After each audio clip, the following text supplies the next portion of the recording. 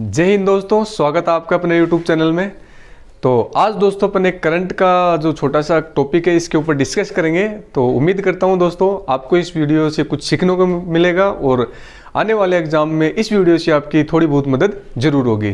तो ये वीडियो दोस्तों किस पे बनाया गया थोड़ा सा अपन एक बार देख लेते हैं। तो जैसा कि आप सब लोग दोस्त जानते हो कि हमारी जो स्वर कोकिला थी, जो लता मंगेशकर जी थी, इनका निधन हो चुका था 6 फरवरी 2022 को।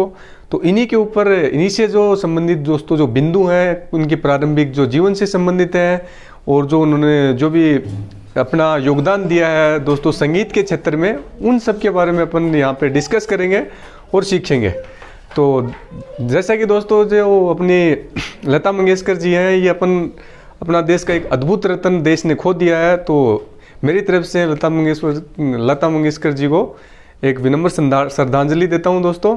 और इसी के साथ दोस्तों जो कंपटीशन एग्ज़ाम है, आने वाले जो भी 5-10 महीने में जो भी कंपटीशन एग्ज़ाम है दोस्तों, तो इनसे क्वेश्चन बनते हैं और इनसे संबंधित क्वेश्चन पूछे जा सकते हैं। तो उन सब क्वेश्चनों को अपन यहाँ से सीखेंगे और याद करने का प्रयास करेंगे। तो आइए दोस्तों शुरू करते हैं। देखिएगा दोस्तों, लता मंगेशकर की जो जीवनी है, जीवनी से जुड़ी जो प्रारंभिक जो बिंदु है, पहले अपन इनको देखेंगे। बाद में देखेंगे कि इनको कौन कौन से किस क्षेत्र में जो पुरस्कार मिले अपन उनको देखेंगे। और लास्ट में अपन इनसे संबंधित जो पुस्तक है उनको अपन डिस्कस करेंगे। तो देखिएगा दोस्तों, शुरू करते हैं। लता मंगेशकर जी का जो जन्म है दोस्तों, जन्म हुआ था इनका 1929 ईस्वी में इंदौर मध्य प्रदेश में। तो जन्म में आप याद रखिएगा 1929 ईस्वी इंदौर मध्य प्रदेश। उसके बाद दोस्तों आप इसको जन्म और मृत्यु को दोनों आप एक साथ ही याद रखिएगा दोस्तों। इनकी मृत्यु दोस्तों कब हुई? 6 फरवरी 2022 को इनकी मृत्यु हुई। मुंबई के अंदर इनकी मृत्यु हुई। और मुंबई की दोस्तों एक हॉस्पिटल है ब्रीच कैंडी हॉस्पिटल में दोस्तों इनका इलाज चल रहा था। और इलाज के दौरान ही दोस्तों अपने लता मंगेशकर जी का निधन हो चुका था दोस्तों। इनको दोस्तों प्रारंभ में जनवरी में दोस्तों कोरोना हुआ था। फिर कोरोना के चलते दोस्तों लास्ट में इनको न्यूमोनिया की भी शिकायत होगी। और कोरोना और न्यूमोनिया दोनों बीमारियों के चलते लता मंगेशकर जी का 6 फरवरी को दोस्तों निधन हो चुका है। इससे आगे बिंदु देखते हैं दोस्तों। लता मंगेशकर जी को दोस्तों अलग अलग नामों से पुकारा गया है। तो जो ये नाम है दोस्तों, ये एग्जाम के पॉइंट ऑफ व्यू की दृष्टि से बहुत इंपॉर्टेंट है। तो इनको आप एक बिंदु के रूप में याद रखिएगा। तो क्या क्या उपनामों से पुकारा गया है लता मंगेशकर को दोस्तों देखना। स्वर कोकिला इनको कहा जाता है, भारत की स्वर कोकिला कहा जाता है। राष्ट्र की आवाज दोस्तों इनको कहा जाता है। बॉलीवुड की नाइटिंगेल भी दोस्तों इनको कहा जाता है। और स्वर सम्राज्ञी दोस्तों इनको कहा जाता है। और सहराबदी की आवाज भी इनको कहा जाता है। तो इन पांचों ही पॉइंट्स को दोस्तों आप स्पेशली याद रखिएगा। कंपटीशन एग्जाम की दृष्टि से ये पॉइंट पूछे जाते हैं। तो स्वर कोकिला, राष्ट्र की आवाज, बॉलीवुड की नाइटिंगेल, स्वर सम्राज्ञी और सहराबदी की आवाज, इन पांचों नामों से दोस्तों लता मंगेशकर जी को जाना जाता है। तो ये दोस्तों पांचों ही उपनाम है। किसके उपनाम है दोस्तों? ये लता मंगेशकर के उपनाम है। अब दोस्तों एक कई बार आपको थोड़ा सा कंफ्यूज करेगा कि भारत कोकिला किसे कहा जाता है। भारत कोकिला दोस्तों कहा जाता है सरोजिनी नायडू को। और सरोजिनी नायडू ही दोस्तों एक क्वेश्चन और पूछा जाता है, भारत की पहली महिला राज्यपाल कौन बनी? वो भी दोस्तों सरोजिनी नायडू ही बनी थी। तो ध्यान रखिएगा, भारत कोकिला के नाम से किसे जाना जाता है? भारत कोकिला के नाम से सरोजिनी नायडू को जाना जाती है। और यही पहली महिला राज्यपाल बनी थी उत्तर प्रदेश में दोस्तों। जबकि स्वर कोकिला दोस्तों लता मंगेशकर को कहा जाता है। इसी आगे देखते हैं दोस्तों। अब देखते हैं दोस्तों इनके पिता का नाम और माता का नाम। तो इन दोनों पॉइंट्स को आप एक साथ याद रखोगे दोस्तों। लता मंगेशकर जी के जो पिता का नाम है दोस्तों वो था दीनानाथ मंगेशकर। और ये भी दोस्तों एक गायक थे, ये भी गायन का कार्य किया करते थे दोस्तों। इनका माता का नाम है दोस्तों सेवंती मंगेशकर। और लता मंगेशकर दोस्तों आपस में 5 भाई बहन थे। तो 3 दोस्तों इनकी बहनें थी और एक इनका भाई था जिसका नाम हृदयनाथ मंगेशकर था। और सबसे जो बड़ी थी दोस्तों वो लता मंगेशकर ही थी। और लता मंगेशकर ने दोस्तों शादी नहीं की थी, ये कुंवारी ही रही थी। तो यहां से इनके पिता का नाम, माता का नाम दीनानाथ मंगेशकर, सेवंती मंगेशकर। अब दोस्तों क्या है कि एक क्वेश्चन आपसे पूछा जाएगा कि लता मंगेशकर का संबंध निम्न में से नहीं है। तो ऑप्शन पूछे दिएंगे दोस्तों आपको, प्लेबैक सिंगर, संगीतकार, प्रोड्यूसर। तो ध्यान रखिएगा दोस्तों, ये प्लेबैक सिंगर भी रही हैं दोस्तों लता मंगेशकर, संगीतकार तो ये रही है और ये प्रोड्यूसर भी रही है। काफ़ी फिल्मों में इन्होंने प्रोड्यूसर का कार्य भी किया है। तो लता मंगेशकर तीनों ही चीज़ रही हैं। तो ऑप्शन में अगर इनमें से कोई नहीं तो वो आपका राइट आंसर होना चाहिए, या फिर इस टाइप से देगा, तीनों ऑप्शन देगा, प्लेबैक सिंगर, संगीतकार और प्रोड्यूसर लता मंगेशकर का संबंध है, तो तीनों से ही संबंध है, तो उपयुक्त सभी वाला ऑप्शन आपका सही जवाब होना चाहिए। अब यहाँ पे दोस्तों मैं आपको एक बात बताना चाहूँगा, कई बार दोस्तों अपने को क्वेश्चन आते हुए भी अपन क्वेश्चन गलत करते हैं। वो कैसे करते हैं तो उसको आप समझिएगा दोस्तों। होता क्या है कि जैसे अपने को पता है लता मंगेशकर का संबंध है वो संगीत से है, अब वो डालेगा लता मंगेशकर का संबंध है संगीत, ऑप्शन फर्स्ट ही ऑप्शन में डालेगा कि संगीत, दूसरा डालेगा कि साहित्य, तीसरा और कुछ डालेगा। तो दोस्तों इस प्रकार से ऑप्शन डालता है। तो अगर ऑप्शन खाली एक संगीत ही डालता है तो अपन उसको देख के लगा देते हैं पहला संगीत ठीक हो जाता है। लेकिन दोस्तों कई बार क्या होता है कि उसको पता होता है कि लता मंगेशकर का संबंध संगीत से तो है ही है, इसके अलावा 2-3 सेक्टर है और उनसे भी है, तो वो पहले ऑप्शन में संगीत लगाएगा और जो बाद के ऑप्शन है बी सी, उनमें दोस्तों क्या लगाएगा, उनमें लगाएगा प्लेबैक सिंगर, प्रोड्यूसर। तो अपन क्या करते हैं, क्वेश्चन को पढ़ के डायरेक्ट पहले ऑप्शन को दे के आंसर लगा के आगे निकल जाते हैं, जबकि ये चीज़ दोस्तों बहुत गलत है। अपने को तीनों ऑप्शंस को एक बार हल्के नज़र से जरूर देखना है, चाहे मैथ का क्वेश्चन हो, रीजनिंग का हो या जीके को, ऑप्शन को आपको एक बार जरूर देखना है। बिना ऑप्शन देखे आप आंसर नहीं लगाओगे, क्योंकि होता है ऐसा ही है, जैसे कोई दोस्तों लेखक है, उसकी कोई फेमस बुक है, तो अपन अगर उसकी जैसे दोस्तों रामायण लेके चलो या महाभारत लेके चलो, महाभारत वेद व्यास ने लिखा, रामायण वाल्मीकि ने लिखा, अगर लिख दे कि महाभारत के वेद व्यास की रचना है, नीचे ऑप्शन आ जाए ए महाभारत और 2-3 रचनाएं और अगर लिख दे वेद व्यास की, तो अपन ए देखते ही अपन वहीं पे टिक लगा देंगे और उसी को राइट आंसर मान लेंगे। जबकि जो नीचे रचनाएं अपन उनको नहीं देखते हैं, उनमें वो रचनाएं किन्होंने लिखी हैं वो भी तो अपने को एक बार देखने का फर्ज बनता है। तो मेरा कहने का मतलब यही है, ऑप्शन देख के आप आंसर लगाइएगा, बिना ऑप्शन देखे आप सभी जब तक ऑप्शन नहीं देखो तब तक आंसर नहीं लगाइएगा। तो यहाँ पे दोस्तों इनका संबंध पूछा, लता मंगेशकर का संबंध किन किन चित्रों से है, तो प्लेबैक सिंगर भी है, संगीतकार भी है और प्रोड्यूसर भी है। नेक्स्ट देखते हैं दोस्तों। अब दोस्तों लता मंगेशकर को कुछ एक पुरस्कार मिले हैं, तो ये कौन कौन से पुरस्कार है अपन इनको सन वाइज याद रखते हैं, पूछे जा सकते हैं दोस्तों। ये पद्म पुरस्कार, पद्म भूषण दोस्तों इनको कब मिला लता मंगेशकर को, मैंने इनको सन के हिसाब से दोस्तों इनको सेट किया है। पहले पद्म भूषण मिला कब मिला, 1969 को दोस्तों लता मंगेशकर को पद्म भूषण मिला। पद्म विभूषण दोस्तों कब मिला, पद्म विभूषण मिला 1999 को दोस्तों लता मंगेशकर को पद्म विभूषण मिला। और भारत रत्न से कब इनको नवाजा गया, भारत रत्न से दोस्तों 2001 ईस्वी में लता मंगेशकर को भारत रत्न से नवाजा गया। तो तीनों ही पॉइंट्स को आप एक बिंदु के रूप में याद रखेंगे, 1969, 1999 और 2001। ये छोटा, ये दोस्तों इन तीनों में ये सबसे छोटा है पद्म भूषण, उससे बड़ा पद्म विभूषण और उससे बड़ा होता है भारत रत्न। तो छोटी डेट, बड़ी डेट और उसके बाद बड़ी डेट 1969, 1999 और 2001 आप इनको याद रख सकते हो। आगे देखते हैं दोस्तों। अब जो दोस्तों कुछ एक 2 कंपटीशन एग्जाम है, इनमें क्या है कि इन पुरस्कारों का क्रम पूछ लिया जाता है, तो आपने को इनको क्रम याद रखना है दोस्तों। इनका क्रम दोस्तों इस प्रकार से है दोस्तों, जैसे नीचे से ऊपर की तरफ है दोस्तों। सबसे जो दोस्तों छोटा पुरस्कार है वो पद्मश्री है, उसके बाद पद्म भूषण, उससे बड़ा पद्म विभूषण और सबसे बड़ा दोस्तों भारत रत्न है, भारत का सर्वोच्च नागरिक सम्मान जिसको कहा जाता है भारत रत्न। तो ये सबसे छोटा, उससे बड़ा ये, उससे बड़ा ये और उससे बड़ा ये, पद्मश्री, पद्म भूषण, पद्म विभूषण और भारत रत्न, इनका क्रम पूछ लिया जाता है। भारत रत्न भारत का सर्वोच्च नागरिक सम्मान है, पद्म विभूषण भारत का दूसरा सबसे बड़ा नागरिक सम्मान, पद्म भूषण भारत का तीसरा सबसे बड़ा नागरिक सम्मान और पद्मश्री भारत का चौथा सबसे बड़ा नागरिक सम्मान है दोस्तों। अब दोस्तों ये जो पद्म पुरस्कार है इनकी शुरुआत कब हुई थी, इनकी शुरुआत अपन देख सकते हैं। पद्म पुरस्कारों की शुरुआत दोस्तों 1954 ईस्वी में हुई थी। और ये दोस्तों जो है दोस्तों पद्म पुरस्कारों की घोषणा कब की जाती है, पद्म पुरस्कारों की घोषणा दोस्तों गणतंत्र दिवस जिसको आप 26 जनवरी बोलते हो, 26 जनवरी के दिन वो पद्म पुरस्कारों की घोषणा की जाती है। तो आप इसको भी एक पॉइंट के रूप में याद रख सकते हो कि गणतंत्र दिवस के दिन पद्म पुरस्कारों की घोषणा की जाती है। और 1954 ईस्वी में पद्म पुरस्कारों की शुरुआत हुई थी। नेक्स्ट पॉइंट दोस्तों, जो ये जो पॉइंट अपन ने ये अपन ओल्ड जीके, पुराने जीके से संबंधित इनको अपन याद रखेंगे। ये पॉइंट दोस्तों बार बार पूछे जाते हैं, इसीलिए मैंने इनको यहाँ पे लिखा है। अब देखिएगा दोस्तों, पहली बार भारत रत्न पुरस्कार किसे मिला, ये दोस्तों काफ़ी बार पूछा गया है। पहली बार जैसे अब यहाँ पे भारत रत्न की बात आ रही थी, लता मंगेशकर जी को मिला है 2000 ईस्वी में, तो अब देख लेते हैं भारत रत्न पहली बार किसको मिला। तो प्रथम बार भारत रत्न पुरस्कार दोस्तों 1954 ईस्वी में मिला था, और डॉक्टर सर्वपल्ली राधाकृष्णन थे दोस्तों, जो हमारे देश के प्रथम उपराष्ट्रपति बने थे। इन्हीं को है वो 1954 में पहली बार भारत रत्न पुरस्कार से नवाजा गया था। अब दोस्तों कई बार एक क्वेश्चन ये भी पूछा जाता है कि प्रथम बार भारत रत्न पुरस्कार किस महिला को मिला, मतलब महिला श्रेणी में किसको मिला। तो महिला श्रेणी में दोस्तों इंदिरा गांधी को मिला था भारत रत्न पुरस्कार पहली बार। और कब मिला था इंदिरा गांधी को? 1971 ईस्वी में इंदिरा गांधी को पहली बार भारत रत्न पुरस्कार मिला था। ये भी दोस्तों पूछा जाता है।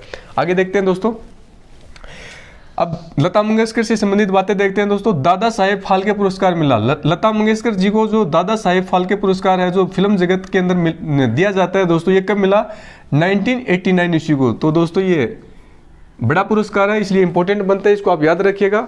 लता मंगेशकर को दादा साहेब फाल्के पुरस्कार कब मिला? 1989 ईस्वी में। अगला पॉइंट दोस्तों, भारतीय सिनेमा में उत्कृष्ट योगदान के लिए दिया जाता है, जैसे कि मैं बता चुका हूं।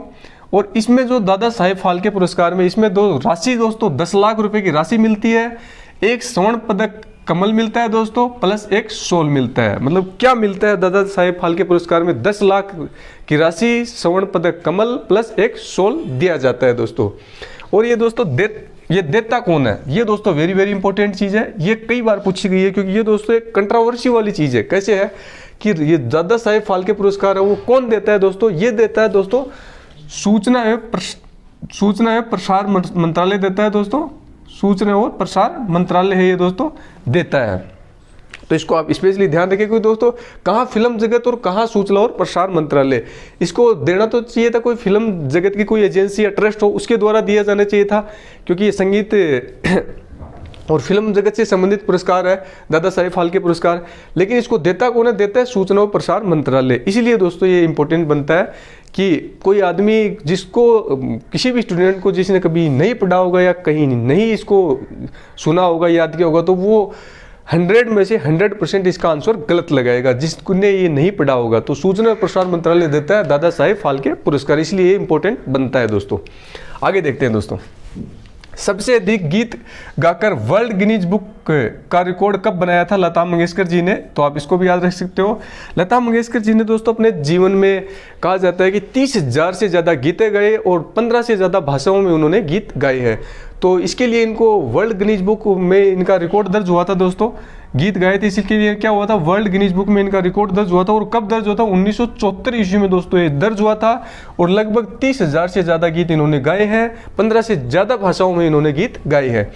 और दोस्तों लता मंगेशकर के बारे में आप एक नॉलेज के लिए एक चीज़ और याद रख सकते हो कि 13 वर्ष की आयु में ही इन्होंने है वो गीत गाना प्रारंभ कर दिया था। 13 साल की आयु में ये गाने गाने लग गई थी।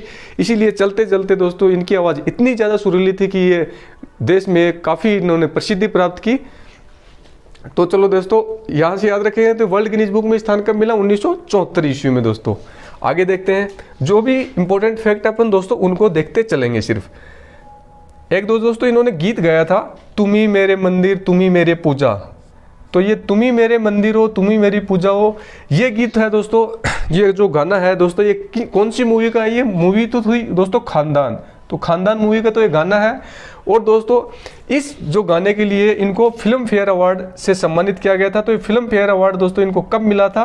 तो इसको आप याद रखिए, 1965 ईस्वी में लता मंगेशकर जी को फिल्म फेयर अवार्ड से सम्मानित किया गया था। तुम ही मेरे मंदिर हो तुम ही मेरे पूजा हो, क्योंकि ये दोस्तों एक फेमस गाना रहा है, इसके लिए इसको पूछा जा सकता है। तो ये कब मिला था दोस्तों? 1965 ईस्वी में। और दोस्तों इसी के साथ लता मंगेशकर जी को काफ़ी बार फिल्म फेयर अवार्ड से नवाजा गया था। कब कब नवाजा गया था अपन उन सन्स को और देख लेते हैं। 1958 में इनको फिल्म फेयर अवार्ड मिला, 1962 में मिला, 1965 में मिला, 1969 में मिला, 1993 में मिला और दोस्तों 1994 में मिला। तो आप आपकी नॉलेज के लिए आप इनको याद रख सकते हो, अगर याद रख सको तो। आगे देखते हैं दोस्तों, राष्ट्रीय फिल्म पुरस्कार मिला दोस्तों लता मंगेशकर जी को। राष्ट्रीय फिल्म पुरस्कार कब मिला? राष्ट्रीय फिल्म पुरस्कार मिला दोस्तों 1972 में, 1975 में, 1990 में। ये 3 बार मिला हुआ, आप इसको याद रखिएगा दोस्तों। 1972, 1975 और 1990, 3 बार लता मंगेशकर जी को राष्ट्रीय फिल्म पुरस्कार मिला हुआ है। इससे आगे देखते हैं दोस्तों, ए मेरे वतन के लोगों गाना कब गाया? लता मंगेशकर जी ने दोस्तों, ये भी इंपॉर्टेंट है क्योंकि ये जो सॉन्ग है ये काफ़ी फेमस हुआ है। तो ए मेरे वतन के लोगों जो गाना है दोस्तों, ये कब गाया था लता मंगेशकर जी ने? ये भारत चीन का जो युद्ध हुआ था दोस्तों 1962 ईस्वी में, उस समय लता मंगेशकर जी ने जो शहीद हुए थे, भारतीय शहीद, उनकी याद में ये गाना गाया था, ए मेरे वतन के लोगों। तो आप याद रख सकते हो इसको। 1962 में भारत चीन युद्ध के समय गाया था और शहीद सैनिकों की याद के लिए, उनकी याद में ये गाना लता मंगेशकर ने गाया था। अब देखते हैं दोस्तों इससे आगे लता मंगेशकर से जो संबंधित कुछ एक पुस्तक है उनके बारे में अपन पढ़ते हैं। देखिए दोस्तों, लता मंगेशकर, बुक का नाम है लता मंगेशकर ए बायोग्राफी पुस्तक। क्या नाम है दोस्तों? लता मंगेशकर तो नाम था ही उनका, पुस्तक आगे है ए बायोग्राफी पुस्तक। लता मंगेशकर ए बायोग्राफी पुस्तक किसने लिखी है दोस्तों? ये राजू भारतन ने लिखी है। राजू भारतन, नाम याद रखिएगा, राजू भारतन ने ए बायोग्राफी पुस्तक लिखी है। इससे आगे दोस्तों, लता Mangeshkar in her own voice पुस्तक, इन हर ओन वॉइस पुस्तक, ये दोस्तों किसने लिखी है? ये लिखी है दोस्तों नसरीन मुन्नी कबीर ने। नसरीन मुन्नी कबीर ने है Lata Mangeshkar in her own voice पुस्तक लिखी है दोस्तों। अगला देखते हैं दोस्तों, Lata voice of the golden era पुस्तक। ये दोस्तों किसकी पुस्तक है? Lata voice of the golden era पुस्तक। ये किसने लिखी है दोस्तों? मंदर बिंचू ने लिखी है। मंदर बिंचू ने ये पुस्तक लिखी है। नाम थोड़े अटपटे हैं दोस्तों आप, लेकिन आपको इनको याद रखना चाहिए क्योंकि लता मंगेशकर का हाल ही में देहांत हुआ है। इनसे संबंधित किसी प्रकार का क्वेश्चन एग्जाम में उठा के डाल सकता है। तो 3 पुस्तक है दोस्तों, तीनों के जो लेखक है इनको आप याद रखिएगा। पहले तो Lata Mangeshkar a biography, Raju Bharatan, Lata Mangeshkar in her own voice पुस्तक, नसरीन मुन्नी कबीर। और आप इनको पूरा नाम याद नहीं रख सकते तो दोस्तों आप इनको शॉर्ट में, ये राजू ने लिखी है, ये मुन्नी कबीर ने लिखी है, Lata voice of the golden era पुस्तक है, ये बिंचू ने लिखी है। आप इनके जो कोड है, कोड के आधार पर भी इसको तोड़ के आप याद रख सकते हो क्योंकि आप ऑब्जेक्टिव टाइप के एग्जाम की तैयारी कर रहे हो दोस्तों, तो उसमें सिर्फ आपको ऑब्जेक्टिव टाइप के क्वेश्चन देखने को मिलेंगे, वहाँ पे आप ऑप्शन देख के आप आंसर लगा सकते हो। इसलिए आप पूरा नाम याद नहीं होता तो जो स्मार्ट स्टूडेंट है उनकी यही पहचान है, वो सिर्फ कोड, छोटे नाम को तोड़ के कोड के रूप में याद रखते हैं। राजू, कबीर, बिंचू, इस टाइप से वो याद रखते हैं और ताकि वो उनको याद रखने में सफल हो सके। आगे देखते हैं दोस्तों, राष्ट्रीय लता मंगेशकर पुरस्कार कौन से राज्य सरकार देती है? इसको आप याद रखिएगा दोस्तों, 2 राज्य सरकारें हैं, एमपी और महाराष्ट्र। ये दोस्तों राष्ट्रीय लता मंगेशकर पुरस्कार देती है। एक दोस्तों आंध्र प्रदेश सरकार भी देती थी, लेकिन कोई कंट्रोवर्सी चल रही थी तो कंट्रोवर्सी के चलते आंध्र प्रदेश सरकार ने वो देना बंद कर दिया है। अभी वर्तमान में 2 सरकारें देती है, मध्य प्रदेश और महाराष्ट्र। मध्य प्रदेश सरकार कब देना प्रारंभ हुआ? 1984 ईस्वी में, और महाराष्ट्र सरकार ने दोस्तों 1992 ईस्वी में लता मंगेशकर पुरस्कार देना प्रारंभ किया है। तो राष्ट्रीय लता मंगेशकर पुरस्कार 2 सरकार देती है, एमपी सरकार और महाराष्ट्र सरकार। नेक्स्ट देखते हैं दोस्तों, नेक्स्ट है दोस्तों, यहां से दोस्तों लता मंगेशकर के जीवन से संबंधित जो भी अपने घटनाएं थी वो सभी घटनाएं देख ली, उनसे संबंधित पुस्तकें देख ली और जो भी उन्होंने गीत गाए थे उन सबको अपन ने देख लिया है। अब दोस्तों अभी जो जनवरी माह में कुछ 1-2 और जो प्रसिद्ध व्यक्ति है उनका निधन हो चुका है, अपन उनके बारे में भी थोड़ा सा देख लेते हैं। तो देखिएगा दोस्तों, जनवरी 2022 में प्रसिद्ध नर्तक बिरजू महाराज का निधन हो गया। उसका संबंध किससे था? जो प्रसिद्ध नर्तक थे दोस्तों बिरजू महाराज, आप सबने नाम सुना होगा, इनका जनवरी 2022 में निधन हो गया। इनका संबंध किससे था? इनका संबंध था दोस्तों कथक नर्तक से। कथक नर्तक थे ये, तो कथक से इनका संबंध था। कथक नर्तक थे बिरजू महाराज। और ये दोस्तों एक बार पूछा गया, अभी एक कंपटीशन एग्जाम हुई थी कि जो कथक नर्तक बिरजू महाराज थे इनका संबंध किस घराने से था? तो इनका संबंध दोस्तों लखनऊ घराने से था। तो आप याद रखिएगा, लखनऊ घराने से ये इनका संबंध था और बिरजू महाराज ये कथक नर्तक है। हिंदुस्तानी शास्त्रीय संगीत के गायक भी रहे हैं दोस्तों, आप इस पॉइंट को आप याद रख सकते हो और आप अपनी नॉलेज के लिए कि बिरजू महाराज हिंदुस्तानी शास्त्रीय संगीत के गायक भी रह चुके हैं।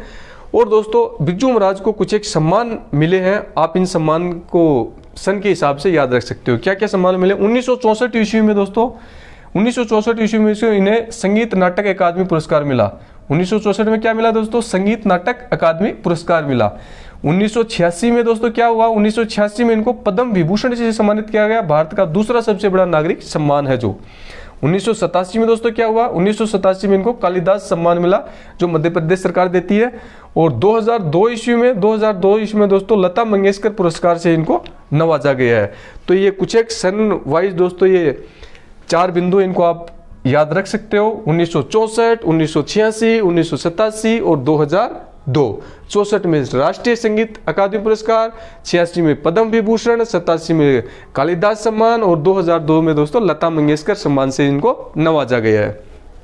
अब देखते हैं दोस्तों अगला, जनवरी 2022 में शांति देवी का निधन हो गया। शांति देवी का संबंध दोस्तों किससे है, ये अपने को पूछा गया है। तो शांति देवी का संबंध दोस्तों एक सामाजिक कार्यकर्ता है, आप सब लोग जानते हो इसके बारे में। और 2021 में दोस्तों शांति देवी को है वो पद्मश्री अवार्ड मिला, पद्मश्री अवार्ड से ये नवाजी गई है 2021 में, इसलिए थोड़ी इंपॉर्टेंट बन जाता है। तो जनवरी 2021 में जो शांति देवी का निधन हुआ वो किससे संबंधित है, ये दोस्तों एक सामाजिक कार्यकर्ता है और 2021 में इनको पद्मश्री अवार्ड से नवाजा गया है। सेवा समाज का दोस्तों इनको जो ये सम्मान मिला है ये किस लिए मिला है पद्मश्री, क्योंकि सेवा समाज का गठन किसने किया था, सेवा समाज का इन्होंने गठन किया है शांति देवी ने। और सेवा समाज संबंधित किससे है दोस्तों, ये बालिकाओं के विकास से संबंधित है, बालिकाओं के विकास से संबंधित है सेवा समाज, इसी के लिए दोस्तों इनको पद्मश्री अवार्ड मिला है 2021 में। अब देखते हैं दोस्तों, जनवरी 2022 में Guinness book of world record द्वारा सबसे बुजुर्ग व्यक्ति का निधन हो गया, उनका क्या नाम था। ये दोस्तों इंपॉर्टेंट बनता है क्योंकि Guinness book of world record में जो सबसे बुजुर्ग व्यक्ति था दोस्तों उसका निधन हो चुका है और उसका नाम आपको पूछा जा सकता है। तो उसका नाम आप दोस्तों याद रखिएगा, सेंट निर्नो डी ला फुएंट, सेंट निर्नो डी ला फुएंट इसका नाम है। तो मैंने पहले ही बता चुका है, जो भी लंबा नाम होता है दोस्तों आप उसको की पॉइंट के रूप में याद रखिए। कोई भी आपको एक अच्छा शब्द लगे उसको उठा के आप याद रख सकते हो, जैसे आपको फुएंटे फुएंटे फुएंटे आप याद रख सकते हो इसको। तो डी ला फुएंटे, फुएंटे ने को मिला है और ये दोस्तों कौन से देश के थे, ये स्पेन के थे और 112 की साल की उम्र में दोस्तों इनका निधन हुआ है, 112 साल की उम्र में निधन हुआ है और ये इनका नाम है वो वर्ल्ड गिनीज बुक में रिकॉर्ड हुआ है। तो आप इसको याद रख सकते हो, सबसे बुजुर्ग व्यक्ति का निधन हो चुका है जो स्पेन के थे, फुएंटे इनका नाम था दोस्तों। इस प्रकार दोस्तों अपने लता मंगेशकर और जो भी प्रमुख व्यक्ति अभी जिनका हाल ही में निधन हुआ है उनके बारे में महत्वपूर्ण फैक्ट्स कौन कौन से हैं जो कंपटीशन एग्जाम में पूछे जा सकते हैं, उन सबको अपन ने इस वीडियो के माध्यम से कवर किया है। तो इसके बाद दोस्तों आप इससे संबंधित ऑब्जेक्टिव की कोई बुक तो आपको मिलेगी नहीं, लेकिन जो महत्वपूर्ण जो फैक्ट है आप इनके बारे में वो आप याद रखिएगा। आने वाले एग्जाम में, आने जो भी 5, 7, 10 महीने में कोई भी एग्जाम होगा तो इनसे संबंधित क्वेश्चन आपको पूछा जा सकता है। तो उम्मीद करता हूं दोस्तों वीडियो आपको पसंद आएगा, पसंद आए तो लाइक करें, शेयर करना ना भूलें और चैनल को सब्सक्राइब कर लें। थैंक यू दोस्तों, मिलते हैं नेक्स्ट वीडियो में।